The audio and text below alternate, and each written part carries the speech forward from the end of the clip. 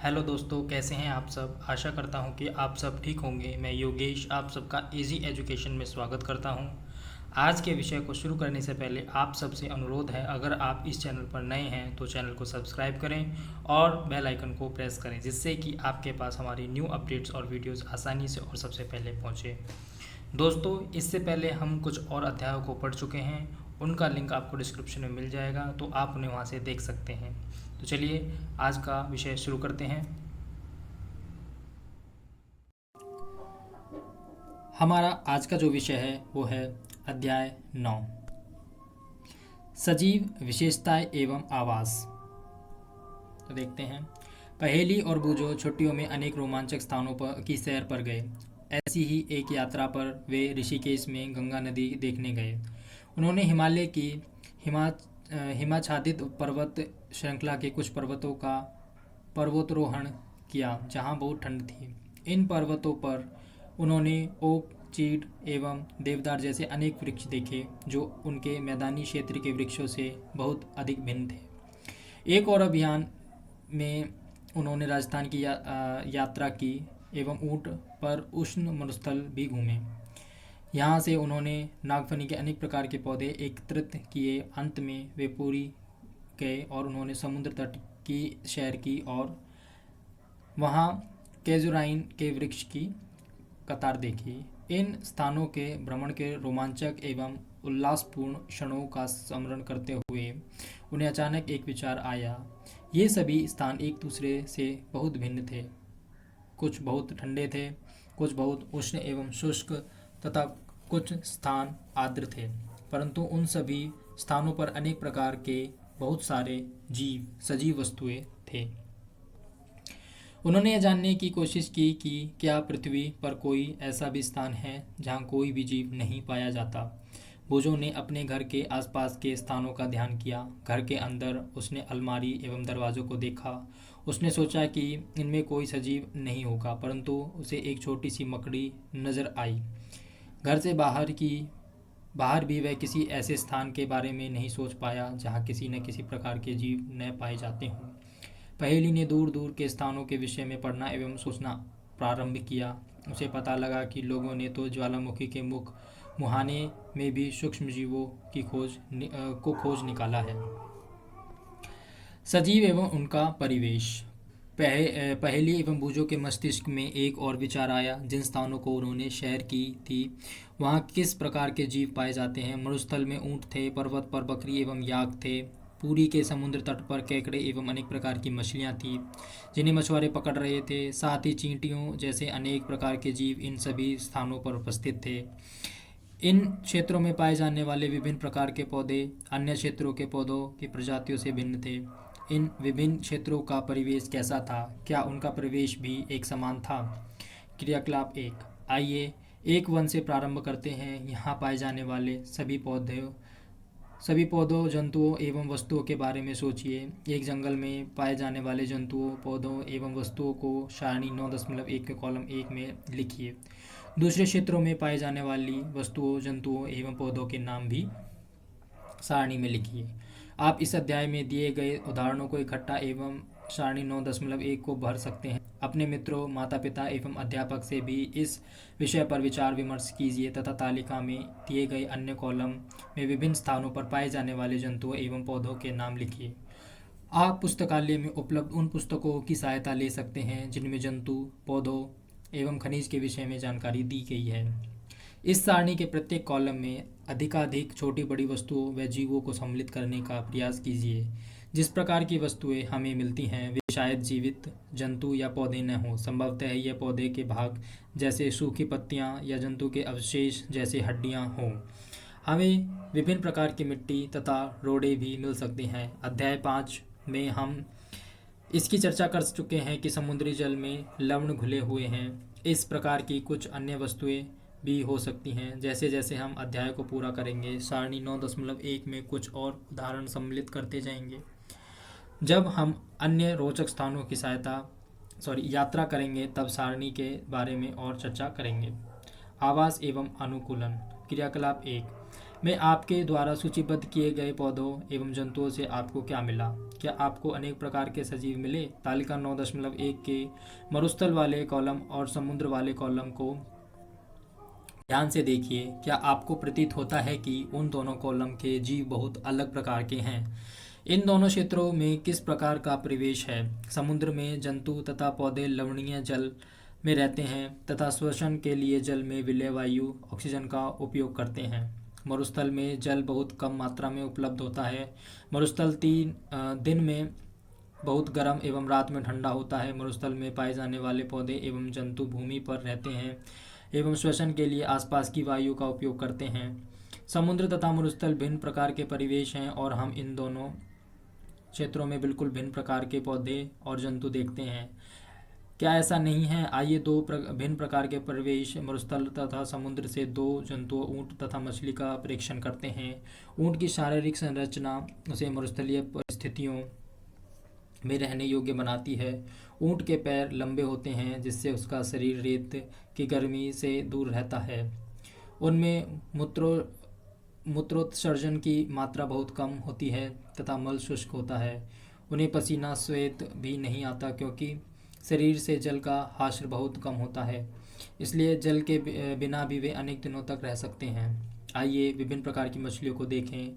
इनमें से कुछ को चित्र 9.3 में दर्शाया गया है, परंतु इतने अधिक किस्म की मछलियों में क्या आपको इनकी आकृति में कुछ भी समानताएं दिखाई देती हैं? इन सभी का शरीर धारा रेखीय होता है, जिसकी चर्चा हम अध्याय 8 में कर चुके हैं। उनकी यह आकृति उन्हें जल के अंदर विचरण करने में सहायता करती है। मछलियों का शरीर चिकने शल्कों से ढका होता है। ये शल्क मछली को सुरक्षा तो प्रदान करते ही हैं, साथ ही उन्हें जल में सुगम गति करने में भी सहायक हैं। हमने अध्याय 8 में चर्चा की थी कि मछली के पंख एवं पूंछ चपटी होती है, जो उन्हें जल के अंदर दिशा परिवर्तन एवं संतुलन बनाए रखने में सहायता करती है। मछली के गील क्लोम होते हैं जो उसे जल में श्वास लेने में सहायता करते हैं। हम देखते हैं कि मछली की संरचनाएं उसे जल में रहने में सहायक होती हैं तथा ऊँट की संरचनाएं उसे मरुस्थल में रहने में सहायक होती हैं। हमने पृथ्वी पर पाए जाने वाले असंख्य प्रकार के जंतुओं में से केवल 2 उदाहरण लिए। हम देखते हैं कि सजीवों की इन सभी किस्मों में ऐसी कुछ विशिष्ट संरचनाएं होती हैं जो उन्हें अपने प्रवेश में रहने योग्य बनाती हैं, जिससे वे पाए जाते हैं जिसमें वे प्राय पाए जाते हैं। जिन विशिष्ट संरचनाओं अथवा स्वभाव की उपस्थिति किसी पौधे अथवा जंतु को उसके प्रवेश में रहने के योग्य बनाती है, अनुकूलन कहते हैं। विभिन्न जंतु विभिन्न प्रवेश के प्रति अलग रूप से अनुकूलित हो जा सकते हैं। किसी सजीव का वह स्थान जिसमें वह रहता है उसका आवास कहलाता है। अपने भोजन, वायु, शरण स्थल एवं अन्य आवश्यकताओं के लिए जीव अपने आवास पर निर्भर रहता है। आवास का अर्थ है वास स्थान, एक घर। विभिन्न प्रकार के पौधे एवं जंतु एक ही आवास में संयुक्त रूप से रह सकते हैं। स्थल जमीन पर पाए जाने वाले पौधों एवं जंतुओं के आवास को स्थलीय आवास कहते हैं। वन, घास के मैदान, मरुस्थल, तटीय एवं परिवर्त्य क्षेत्र स्थलीय आवास के कुछ उदाहरण हैं। जलाशय, दलदल, झील, नदियाँ एवं समुद्र जहाँ पौधे एवं जंतु जल में रहते हैं, जलीय आवास हैं। विश्व के विभिन्न भागों में पाए जाने वाले वनों, घास के मैदानों, मरुस्थलों, तटीय एवं परिवर्तित क्षेत्रों में भी बहुत विषमताएं हैं। यह सभी जलीय आवासों के लिए भी सत्य है। किसी आवास में पाए जाने वाले सभी जीव जैसे कि पौधे एवं जंतु उसके जैव घटक हैं। चट्टान, मिट्टी, वायु एवं जल जैसी अनेक निर्जीव वस्तुएं आवास के अजैव घटक हैं। सूर्य का प्रकाश एवं ऊष्मा भी प्रवेश के अजैव घटक हैं। हम जानते हैं कि कुछ पौधे बीजों से उगते हैं। आइए बीज के अंकुरण से नए पौधे के बनने की प्रक्रिया में कुछ अजैव कारकों की भूमिका का अध्ययन करें। तो एक पैराग्राफ दे रखा है।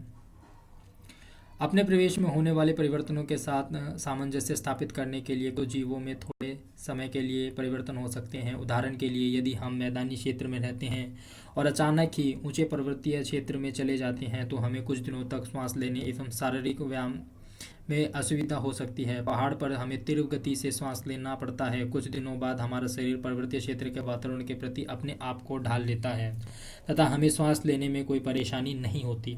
अल्प अवधि में किसी एक जीव के शरीर में होने वाले ये छोटे छोटे परिवर्तन परिअनुकूलन कहलाते हैं। यह परिवर्तन हजारों वर्षों में हुए अनुकूलन से भिन्न है। क्रियाकलाप 2। अध्याय 1 में किए गए क्रियाकलाप 5 का स्मरण कीजिए। इस क्रियाकलाप में मूंग के बीज से अंकुर निकल आता है, अर्थात ये अंकुरित हो गए हैं। यह बीज से एक नए पौधे का प्रारंभ है। मूंग के कुछ सूखे बीजों को एकत्रित कीजिए, कुछ बीजों के एक ढेर को अलग रख दें और शेष को एक दिन के लिए पानी में भीगने के लिए रख दें। भीगे हुए बीजों को 4 हिस्सों में बांटें। उसमें से एक हिस्से को 3-4 दिन के लिए पूरी तरह पानी में डुबोकर रख दें। सूखे हुए बीजों को तथा पानी में पूरी तरह डूबे हुए बीजों को बिल्कुल न हिलाएं। भीगे बीजों में से एक भाग को धूप वाले कमरे में तथा दूसरे भाग को पूरे अंधेरे क्षेत्र में रख दें, जैसे कि अलमारी जिसमें धूप नहीं जाती है। अंतिम भाग को बहुत ही ठंडे वातावरण में रखें, जैसे कि रेफ्रिजरेटर, या उनके चारों ओर बर्फ लगा दें। इन 3 भागों को प्रतिदिन जल में नम रखें तथा अधिक जल को निकाल दें। कुछ दिन बाद आप क्या देखते हैं? क्या सभी 5 भाग समान रूप से अंकुरित होते हैं? क्या आप प्रकाश से दूर रखे भाग या अत्यधिक ठंडे प्रवेश में रखे भाग में अंकुरण की दर में कमी या कोई भी अंकुरण नहीं देखते? क्या आपने पाया कि वायु, जल, प्रकाश तथा ऊष्मा जैसे अजैव घटक सजीवों के लिए अत्यंत आवश्यक हैं? वास्तव में ये अजैव कारक सभी सजीवों के लिए महत्वपूर्ण हैं। हम देखते हैं कि सजीव बहुत ठंडे और बहुत उष्ण परिवेश में भी पाए जाते हैं। क्या ऐसा नहीं है? ये जीव इस विषम परिवेश में जीवित रहने के लिए किस विशिष्ट व्यवस्था को अपनाते हैं? क्या अनुकूलन काम आता है? अनुकूलन अल्पकाल में नहीं होता है। हजारों वर्षों की अवधि में किसी क्षेत्र के अजैव घटकों में परिवर्तन आते हैं। वे जंतु जो इन परिवर्तनों के प्रति अपने आप को नहीं ढाल पाते मर जाते हैं। केवल वे जीव ही जीवित रहते हैं जो अपने आप को बदलते परिवेश के अनुसार अनुकूलित कर लेते हैं। जंतु विभिन्न अजैव कारकों के लिए विभिन्न विधियों से अधिक अपने आप को अनुकूलित कर लेते हैं। इसका परिणाम भिन्न आवासों में जीवों की विविधता का होना है। आइए कुछ आवासों, इनके अजैव घटकों एवं उसमें रहने वाले विभिन्न जीवों में अनुकूलन का अध्ययन करें। विभिन्न आवासों की यात्रा। कुछ स्थलीय आवास। मरुस्थल। मरुस्थल के अजैव घटकों एवं ऊंट के अनुकूलन के विषय में हम पहले ही चर्चा कर चुके हैं। मरुस्थल पर पाए जाने वाले अन्य जंतुओं जैसे एवं पौधों में क्या होता है? क्या उनमें भी इसी प्रकार के अनुकूलन पाए जाते हैं? मरुस्थल में रहने वाले चूहे एवं सांप के ऊंट की भांति लंबे पैर नहीं होते। 3 दिन की तेज गर्मी से बचने के लिए वे भूमि के अंदर गहरे बिलों में रहते हैं। चित्र 9.4। रात्रि के समय जब तापमान में कमी आती है तो वे जंतु बाहर निकलते हैं। मरुस्थल में उगने वाले कुछ सामान्य पौधों को चित्र 9.5 में दर्शाया गया है। यह पौधे मरुस्थल के प्रति किस प्रकार अनुकूलित हैं? क्रियाकलाप 3। गमले में लगा एक कैक्टस तथा पत्तियों वाला एक पौधा कक्षा में लाइए। दोनों पौधों के कुछ भाग को पॉलिथीन थैली से ढककर उसी प्रकार बांधिए जिस प्रकार अध्याय 7 के क्रियाकलाप 4 में हमने पौधों में वाष्पोत्सर्जन का अध्ययन करते समय बांधा था। गमले में लगे पौधों को धूप में रख दीजिए तथा कुछ घंटे बाद इनका परीक्षण कीजिए। क्या आप देखते हैं कि क्या आप दोनों पॉलिथीन थैलियों में एकत्रित जल की मात्रा में कोई अंतर देखते हैं? मरुस्थलीय पौधे वाष्पोत्सर्जन द्वारा जल की बहुत कम मात्रा निष्कासित करते हैं।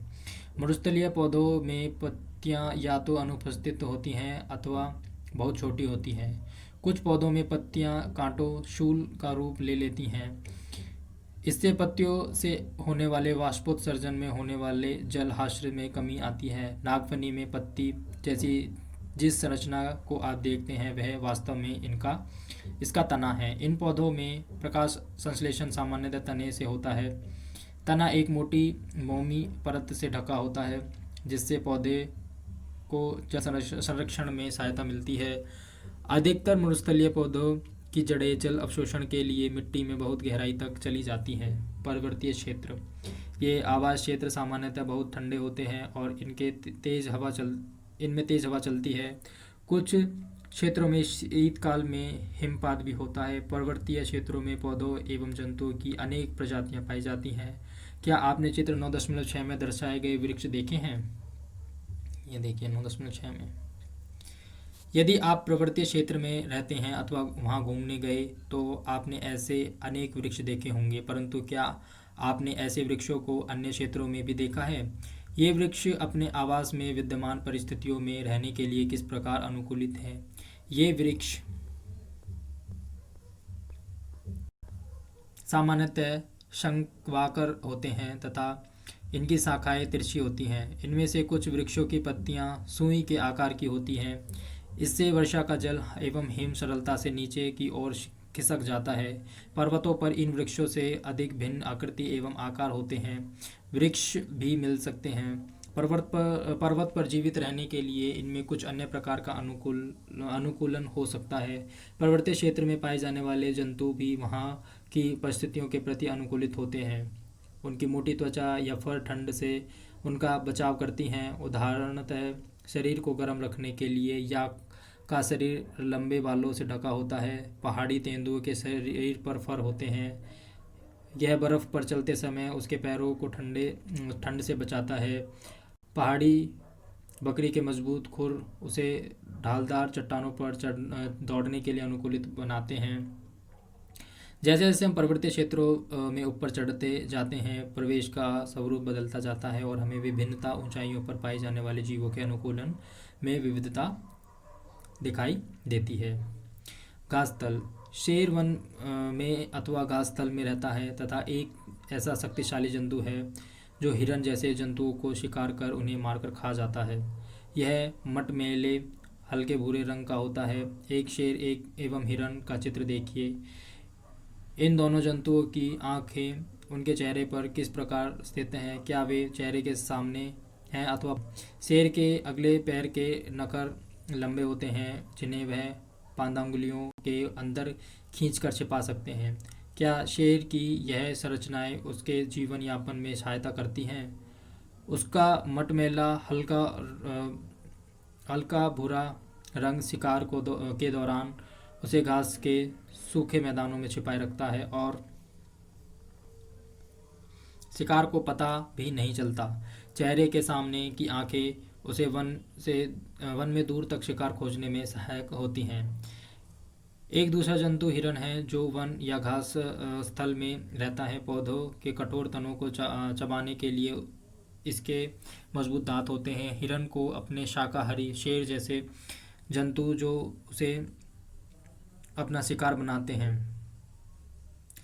तो हिरन को अपने शिकारी की उपस्थिति की जानकारी आवश्यक है ताकि वह उसका शिकार न बन सके और वहां से भाग जाए। उसके लंबे कान उसे शिकारी की गतिविधि की जानकारी देते हैं। इसके सिर के पार्श्व में दोनों ओर स्थित आंखें प्रत्येक दिशा में देखकर खतरा महसूस कर सकती हैं। हिरन की तेज गति उसे शिकारी से दूर भागने में सहायक होती हैं। शेर, हिरन तथा अन्य जंतुओं एवं पौधों में और भी बहुत सी विशिष्ट संरचनाएं होती हैं जो उन्हें उनके आवास में जीवित रहने योग्य बनाती हैं। कुछ जलीय आवास। समुद्र में रहने के लिए मछली के अनुकूलन के विषय में हम चर्चा कर चुके हैं। दूसरे बहुत से समुद्री जंतुओं का शरीर भी धारा रेखीय होता है जिससे वह जल में सुगमता से चल सकते हैं। स्क्विड एवं ऑक्टोपस जैसे कुछ समुद्री जंतुओं का शरीर आमतौर पर धारा रेखीय नहीं होता। वे समुद्र की गहराई में तलहटी में रहते हैं तथा अपनी ओर आने वाले शिकार को पकड़ते हैं। अब जब वे जल में चलते हैं तो अपने शरीर को धारा रेखीय बना लेते हैं। जल में श्वास लेने के लिए इनमें गिल क्लोम होते हैं। डॉल्फिन एवं व्हेल जैसे कुछ जंतुओं में गिल नहीं होते। ये सिर पर स्थित नासाद्वार अथवा वात छिद्रों द्वारा श्वास लेते हैं। ये जल में लंबे समय तक बिना श्वास लिए रह सकते हैं। वे समय समय पर समुद्री सतह जल से बाहर पर आकर श्वसन छिद्रों से जल बाहर निकालने एवं श्वास द्वारा स्वच्छ वायु अंदर भरते हैं। क्या आपने कभी दूरदर्शन पर अथवा समुद्री जीवन पर चलचित्र में डॉल्फिन की इस रोचक क्रिया को देखा है? तालाब एवं झील। क्या आपने तालाब, झील, नदियों एवं नालों में पौधों को उगे देखा है? यदि संभव हो तो सम समीपवर्ती किसी तालाब के भ्रमण पर जाइए और वहां दिखाई देने वाले कुछ पौधों को बाहर निकाल लीजिए। इन पौधों की पत्तियां, तने और जड़ें किस प्रकार उपस्थित हैं? इनमें से कुछ पौधों की जड़ें जलाशय की तलहटी की मिट्टी में स्थित हैं। स्थलीय पौधों में जड़ मिट्टी से जल एवं खनिज पोषकों के अवशोषण का महत्वपूर्ण कार्य करती हैं, परंतु जलीय पौधों में जड़ें आकार में बहुत छोटी होती हैं एवं उनका मुख्य कार्य पौधे की तलहटी में जमाए रखना होता है। इन पौधों का तना लंबा, खोखला एवं हल्का होता है। तना जल की सतह तक वृद्धि करता है, जबकि पत्तियां एवं फूल जल की सतह पर पलवन करते रहते हैं। कुछ जलीय पौधे जल में पूर्ण रूपेण डूबे रहते हैं। ऐसे पौधों के सभी भाग जल में वृद्धि करते हैं। इनमें से कुछ पौधों की पत्तियां संकरी एवं पतले रिबन की तरह होती हैं। यह बहते जल में सरलता से मुड़ जाती हैं। कुछ अन्य जलमग्न पौधों में पत्तियां बहुत अधिक विभाजित होती हैं, जिससे जल इनके बीच में बहता रहता है और पत्ती को कोई क्षति भी नहीं होती। मेंढक आमतौर पर तालाब में पाए जाने वाला एक जंतु है। यह तालाब के जल एवं स्थल दोनों पर रह सकता है। इसके पश्चपाद लंबे एवं मजबूत होते हैं, जो उन्हें छलांग लगाने एवं शिकार पकड़ने में सहायता करते हैं। इनके पश्चपाद में जलायुक्त पादांगुलियां होती हैं, जो उन्हें तैरने में सहायता करती हैं। हमने केवल कुछ ही जंतुओं एवं पौधों की चर्चा की है, जबकि विभिन्न आवास में रहने वाले जीवों की संख्या बहुत अधिक है। अध्याय 7 में सुझाए क्रियाकलाप के अंतर्गत जब आप पत्तियों की एल्बम तैयार कर चुके होंगे, तब तक आप पौधों की अनेक प्रजातियों के बारे में जानकारी प्राप्त कर चुके होंगे। कल्पना कीजिए कि यदि हम पृथ्वी के सभी क्षेत्रों में उपलब्ध पौधों की पत्तियों का एल्बम तैयार करें तो उनमें कितनी विविधता होंगी। हमारे आसपास के जीव। हमने विभिन्न आवास क्षेत्रों की यात्रा की तथा अनेक पौधों एवं जंतुओं की चर्चा की है। क्रियाकलाप 1 में हमने विभिन्न परिवेश में पाई जाने वाली वस्तुओं, पौधों एवं जंतुओं की सूची बनाई। कल्पना कीजिए कि यदि हम जानना चाहें कि हमारी सूची में सजीव के कौन से उदाहरण हैं। आइए वन में पाई जाने वाली वस्तुओं के विषय में सोचें। वृक्ष, आरोही लता, विसर्पी लता, छोटे बड़े जंतु, पक्षी,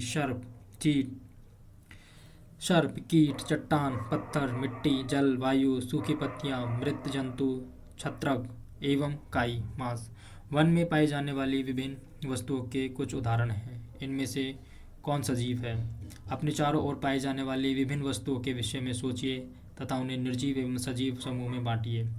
कुछ प्रकरणों में हमारे लिए यह आसान होगा। उदाहरणतः हमारे घर की कुर्सी अथवा मेज जैसी वस्तुएं सजीव नहीं है। पहेली एडवर्ड लियर द्वारा रचित कंप्लीट नॉनसेंस का यह छंद पढ़ रही थी, तो ये एक छंद रखा है।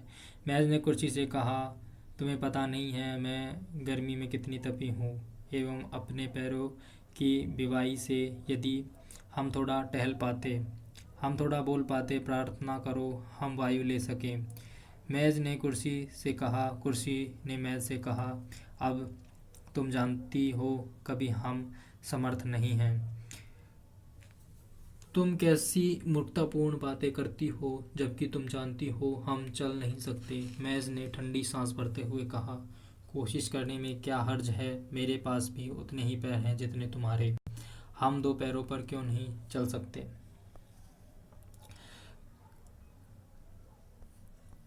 पहेली और बूझों को कविता बहुत मज़ेदार लगी, क्योंकि वे जानते थे कि मेज और कुर्सी सजीव नहीं हैं।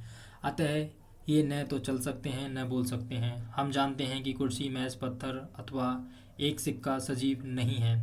इसी प्रकार हम जानते हैं कि हम जीवित हैं और हमारी ही तरह संसार के सभी मनुष्य तथा कुत्ता, बिल्ली, बंदर, गिल, हैरी, किट जैसे जंतु सभी सजीव हैं। हमें कैसे पता चलता है कि कोई वस्तु सजीव है? कभी कभी यह निर्णय करना इतना आसान नहीं होता। हम कहते हैं कि पौधे सजीव हैं, परंतु वे कुत्ते अथवा कबूतर की भांति चल नहीं सकते। दूसरी ओर एक कार अथवा बस चल सकती है, फिर भी वह उन्हें निर्जीव कहते हैं।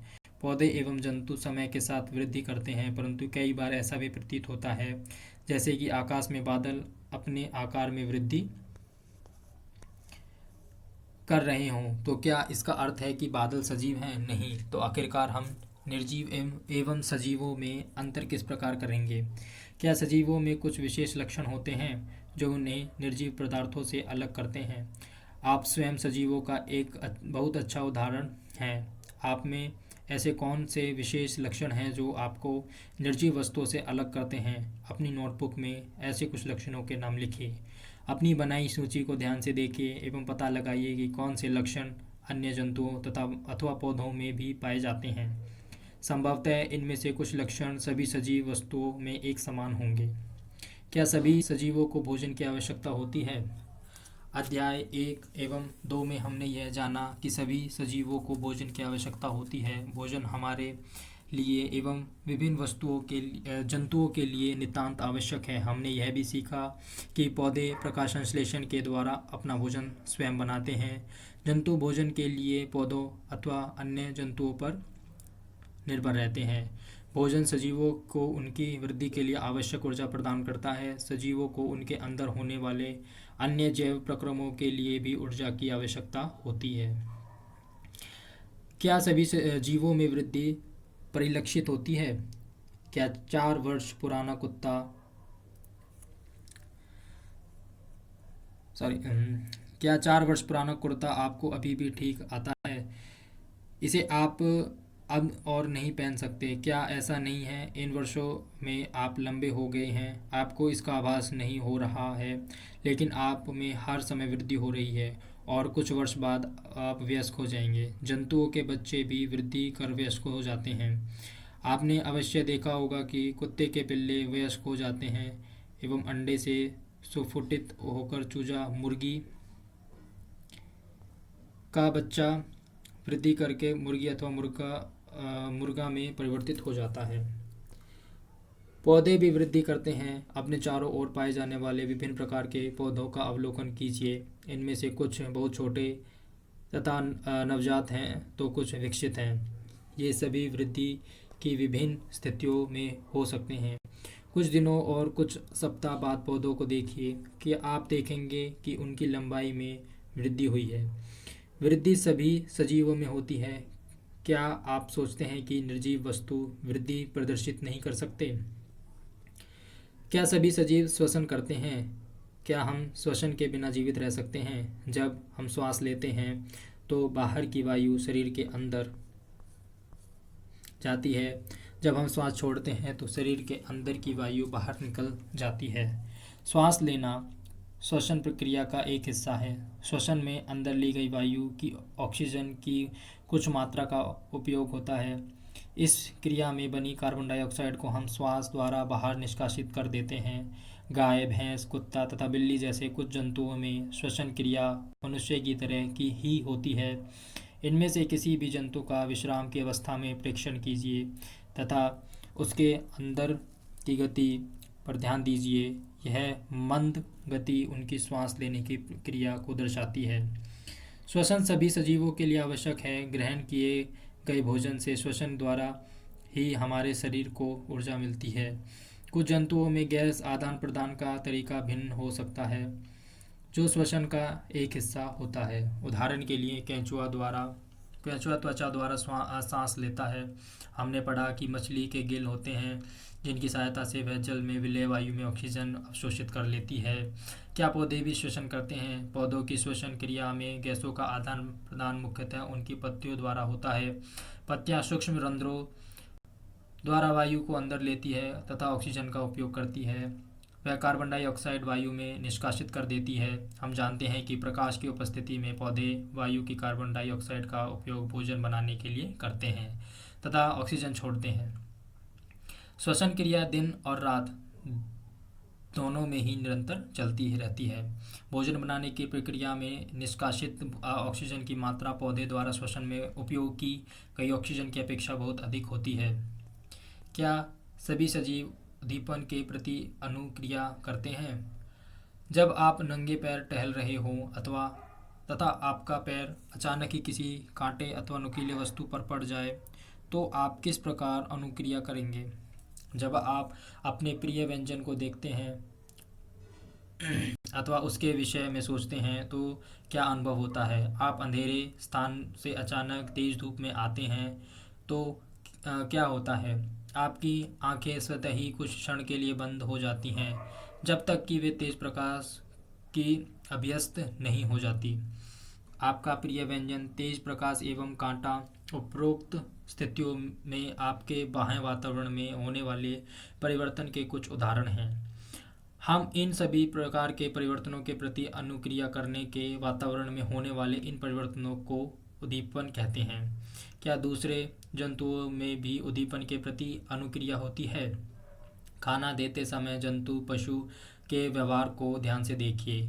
क्या वे भोजन देखते ही अचानक अधिक चैतन्य नहीं हो जाते? जब आप एक चिड़िया की ओर कदम बढ़ाते हैं तो वह क्या करती है? जब जंगली जानवरों पर तीव्र प्रकाश डालते हैं तो वे भाग खड़े होते हैं। इसी प्रकार यदि रात्रि में आप रसोई घर में बल्ब प्रतिपद कर देते हैं तो कॉकरोच अचानक अपने छिपने के स्थान में भाग जाते हैं। क्या आप जंतुओं में उद्दीपन के प्रति अनुक्रिया के कुछ और उदाहरण दे सकते हैं? क्या पौधे भी उद्दीपन के प्रति अनुक्रिया दर्शाते हैं? कुछ पौधों के पुष्प केवल रात्रि के समय ही खिलते हैं। कुछ पौधों के पुष्प सूर्यास्त के बाद बंद हो जाते हैं। छुई मुई गुल मेहंदी के पौधे की पत्तियां छूने पर अचानक मुरझा सिकुड़ जाती हैं। यह पौधों में उद्दीपन के प्रति अनुक्रिया के कुछ उदाहरण हैं। क्रियाकलाप 4। एक कमरे की खिड़की जिससे दिन के समय धूप सूर्य का प्रकाश आती हो के पास एक पौधे का गमला रखिए। कुछ दिनों तक पौधे को नियमित जल देते रहें। क्या यह पौधा खुले स्थान पर रखे पौधे की तरह सीधा ऊपर की ओर वृद्धि करता है? यदि यह सीधा वृद्धि नहीं करता तो ज्ञात कीजिए यह किस ओर मुड़ता है। आपके विचार में क्या यह किसी उद्दीपन के प्रति अनुक्रिया है? सभी सजीव वस्तुएं अपने प्रवेश में होने वाले परिवर्तनों के प्रति अनुक्रिया दर्शाती है। सजीवों में उत्सर्जन। सभी सजीव भोजन करते हैं। जीव इस ग्रहण किए हुए भोजन की संपूर्ण मात्रा का उपयोग नहीं करता। आहार का केवल कुछ ही भाग जीव के शरीर द्वारा उपयोग में आता है। भोजन के बचे हुए शेष भाग का क्या होता है? वे इसे अपशिष्ट के रूप में शरीर से बाहर निकाल देते हैं। विभिन्न जैव प्रक्रमों के फलस्वरूप हमारे शरीर में कुछ अपशिष्ट पदार्थ उत्पन्न होते हैं। सजीवों द्वारा इन अपशिष्ट पदार्थों के निष्कासन के उपक्रम को उत्सर्जन कहते हैं। क्या पौधों में भी उत्सर्जन होता है? हाँ, पौधे भी उत्सर्जन करते हैं, परंतु उनमें इस प्रक्रम का ढंग कुछ अलग है। कुछ पौधों में यह अपशिष्ट पदार्थ पौधे के कुछ विशेष भागों में संग्रहित किए जाते हैं, जिससे पौधे को कोई हानि नहीं पहुंचती। कुछ पौधों में अपशिष्ट पदार्थों का निष्कासन स्राव के रूप में होता है। उत्सर्जन सजीवों का एक दूसरा सामान्य लक्षण है। क्या सभी सजीव प्रजनन करते हैं? क्या आपने कभी कबूतर अथवा किसी पक्षी के नीड घोंसले देखे हैं? वे नीड में अंडे देते हैं। कुछ अंडे प्रस्फुटित होते हैं तथा उनमें छोटे छोटे बच्चे बाहर निकल आते हैं। जंतु प्रजनन द्वारा अपने समान संतान उत्पन्न करते हैं। भिन्न जंतुओं में प्रजनन का ढंग अलग अलग होता है। कुछ जंतु अंडे देते हैं जिनसे शिशु निकलते हैं। कुछ जंतु शिशु को जन्म देते हैं। पौधे भी प्रजनन करते हैं। जंतुओं की तरह पौधों में भी प्रजनन के तरीके भिन्न भिन्न हैं। बहुत से पौधों बीजों द्वारा प्रजनन करते हैं। पौधे बीज उत्पादित करते हैं। हम उन्हें अंकुरित करके नए पौधे उगा सकते हैं। कुछ पौधे बीज के अतिरिक्त अपने कायिक भागों द्वारा भी नए पौधे उत्पन्न करते हैं। उदाहरणतः आलू के कलिका वाले भाग से नया पौधा बनता है। पौधे कलम द्वारा भी लगाए जाते हैं। क्या आप स्वयं इस विधि द्वारा पौधा उगाना चाहेंगे? क्रियाकलाप 5। गुलाब अथवा मेहंदी की दृढ़ कलम लीजिए। इसे मिट्टी में लगाइए। इसे नियमित रूप से जल दीजिए। आप कुछ दिनों के बाद क्या देखते हैं? कलम में से पौधा बनना सरल कार्य नहीं है। यदि आपकी कलम में वृद्धि नहीं हुई तो निराश न हों। यदि संभव हो तो एक माली से बात करके कलम से पौधे बनने के अंतराल में की जाने वाली देखभाल की जानकारी प्राप्त कीजिए। सजीव प्रजनन प्रक्रिया द्वारा अपने समान अनेक संतान उत्पन्न करते हैं। विभिन्न जीवों में प्रजनन की विधियां भी भिन्न प्रकार की होती हैं। क्या सभी सजीव गति करते हैं? अध्याय 8 में हमने जंतुओं में गति के विभिन्न तरीकों की चर्चा की थी। वे एक स्थान से दूसरे स्थान तक जाते हैं तथा उनके शरीर में अन्य प्रकार की गति भी दिखाई देती है। पौधों के विषय में क्या विचार है?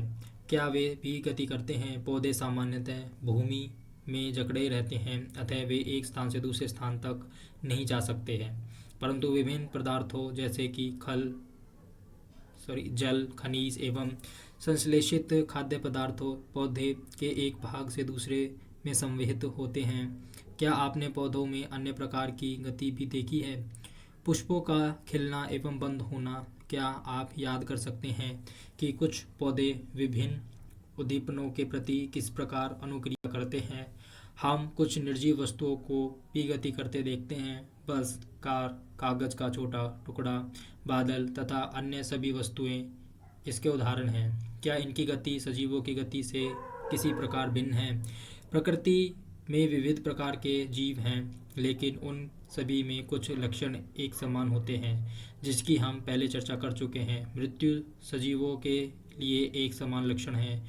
चूँकि जीव की मृत्यु होती है, इसलिए जीवों को प्रजातियां हजारों वर्षों तक तभी अस्तित्व में रह सकती है, जबकि वे प्रजनन कर अपने समान संतान उत्पन्न करें। एक अकेला जीव प्रजनन किए बिना भी मर सकता है, परंतु सजीव की प्रजाति तभी अस्तित्व में रहती है जब उसके सदस्यों में प्रजनन होता रहता है। हमने देखा कि सभी सजीव वस्तुओं में कुछ विशिष्ट लक्षण समान रूप से दिखाई देते हैं। उन सभी को भोजन की आवश्यकता होती है। उनमें श्वसन, उत्सर्जन, उद्दीपन के प्रति अनुक्रिया, प्रजनन, गति एवं वृद्धि होती है तथा मृत्यु होती है। क्या हम ऐसी कुछ निर्जीव वस्तुओं को जानते हैं जिनमें इन लक्षणों में से कुछ लक्षण दिखाई देते हैं?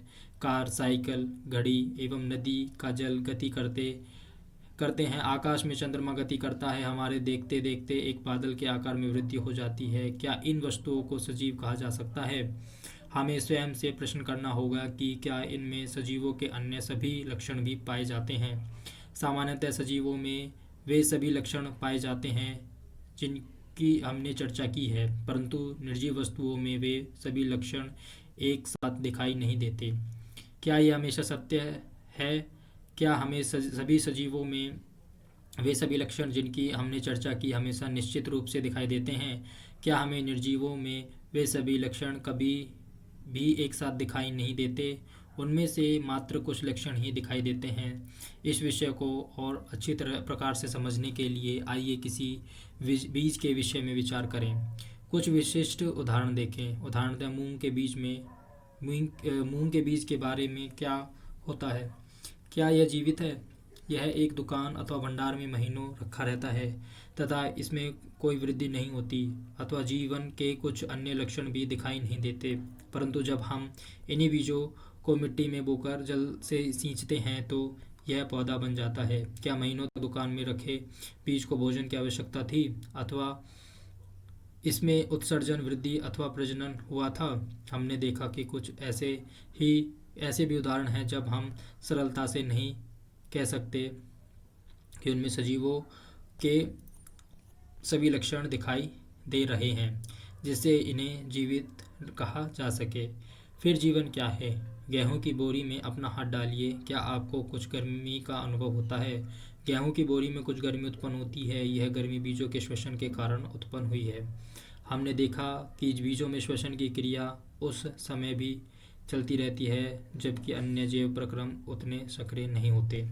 संभवतः हमारे प्रश्न आखिर जीवन क्या है का उत्तर देना इतना सरल नहीं हो सकता, परंतु अपने चारों ओर पाए जाने वाले जीवों की विविधता को देखकर अचानक ही मुंह से निकल जाता है कि जीवन सुंदर है। तो इसमें हमने देखा क्या क्या चीज़ सीखी? अनुकूलन, जलीय आवास, जैव घटक, उत्सर्जन, वृद्धि, आवास, सजीव, प्रजनन, श्वसन, उद्दीपन। तो ये था आपका अध्याय जो कि अब ख़त्म हो चुका है। आशा करता हूँ को आपको ये वीडियो पसंद आई हो। अगर ये वीडियो आपको पसंद आए तो प्लीज़ इसे लाइक और शेयर करें और हमें अपने सुझाव कमेंट बॉक्स में दें और हमारे चैनल को सब्सक्राइब करें, जिससे कि आपके पास और भी वीडियोस आसानी से पहुंच सके। तो मिलते हैं हम आपको अगली वीडियो में, तब तक के लिए बाय एंड थैंक यू।